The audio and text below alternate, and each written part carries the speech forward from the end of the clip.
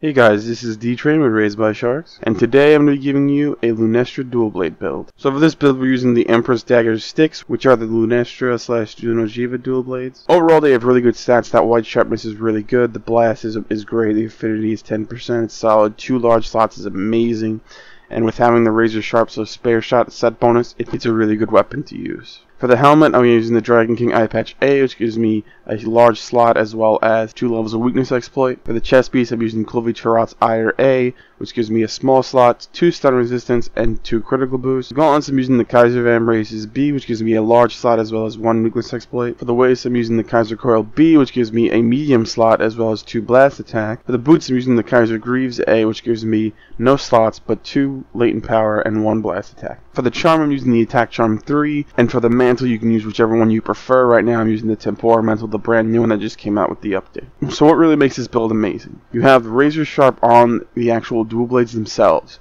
so you don't have to worry about putting a whole Xenojiva set on your guy when you can just have the half sharpness loss for these dual blades right on the weapon. And with them having such a large chunk of white sharpness, it takes forever for it to wear down. But to make it to the extreme, and you'll never have to sharpen again, we have the teostra's technique on it.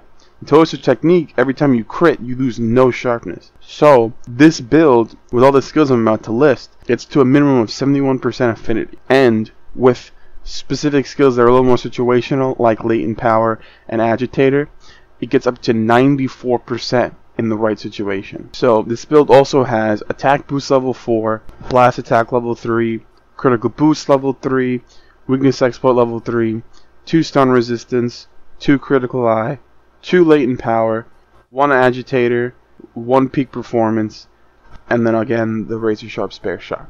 Every time you crit, you lose no sharpness.